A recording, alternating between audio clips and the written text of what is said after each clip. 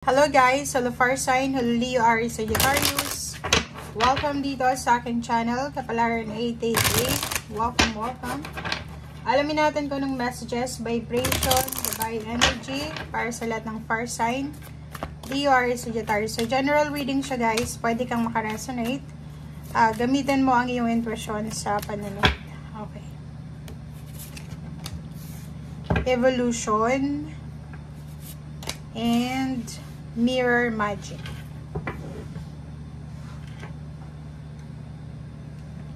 Okay, evolution, mirror magic. Sinasabi ng baraha sa'yo dito, fire sign Leo, Aries, Sagittarius na posibleng may magbabago sa buhay mo sa araw na ito.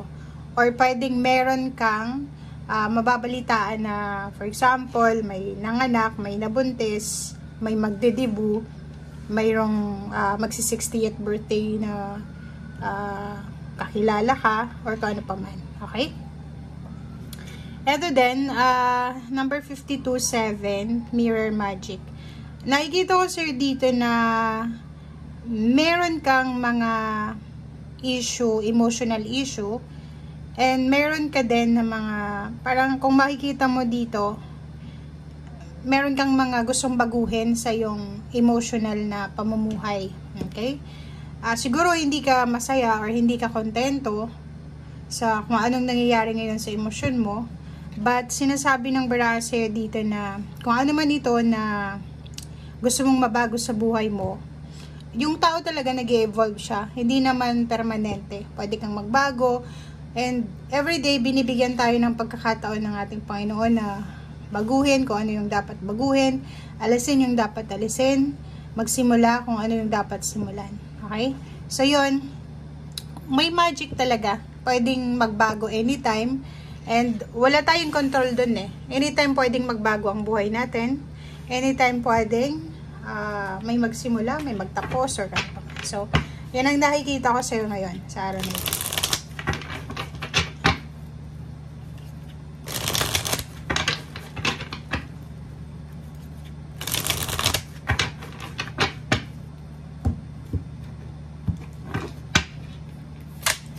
Okay, first card sa second deck is Nine of Pentacles. So, yun. So, pwedeng isa sa magbabago sa buhay mo is yung wish fulfillment sa usaping pera. Okay? Posibleng may isa kang hinahangad sa usaping pera ang makukuha mo sa araw na ito. So, pwedeng if freelancer ka, self-employed, may kontrata kang matatanggap, or isa sa mga wini-wish mo, pinagpipray, minamanifest na trabaho, or source ng income or negosyo ay posibleng mapasayo. Okay?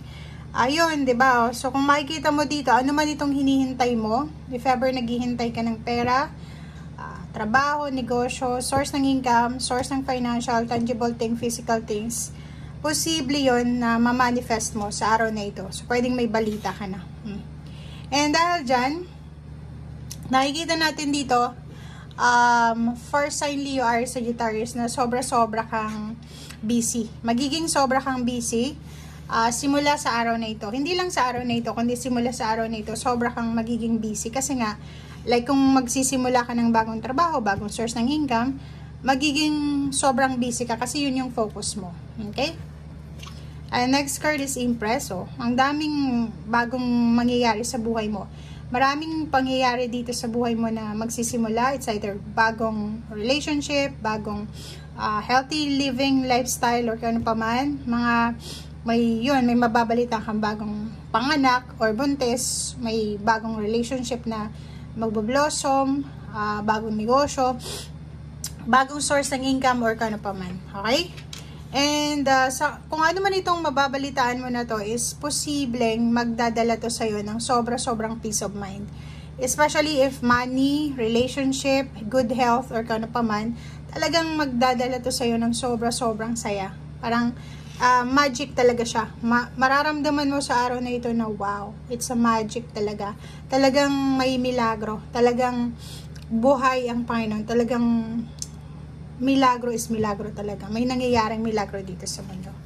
Okay, so Page of Pentacles, may paparating ditong pera. So it's either may balita kang matatanggap, confirmation, or pwedeng kung nag-try kang mag-loan ng money sa bangko or sa kung kanino man, mayroon ka ng confirmation.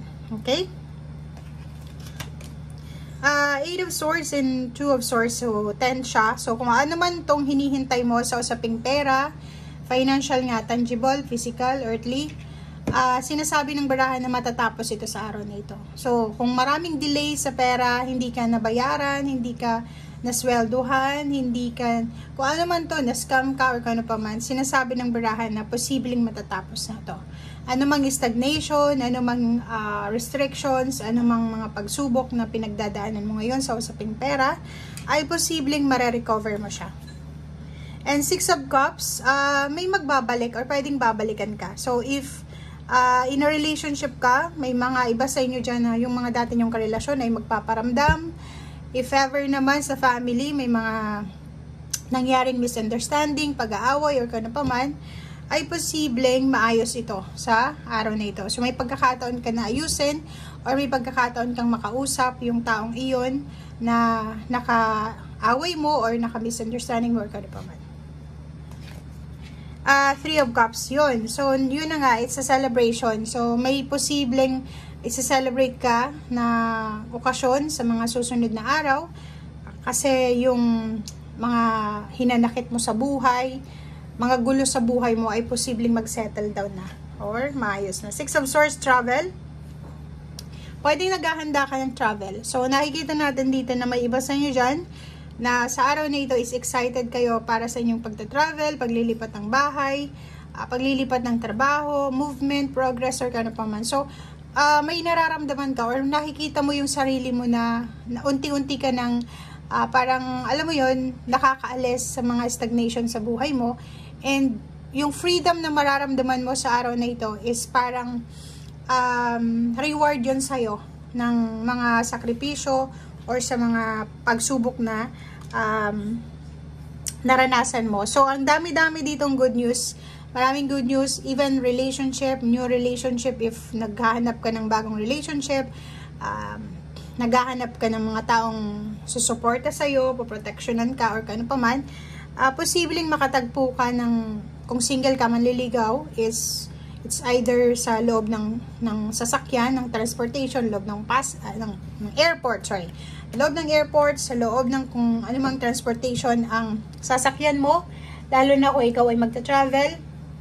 And kung lilipat ka ng trabaho or ng lugar, pwedeng doon sa lilipatan mo, doon ka makatagpo ng etong Knight of Swords, or kung ano man yan na mga good news or ano pa man. Okay? So, yan guys ang sinasabi ng baraha. Thank you and see you again. Bye!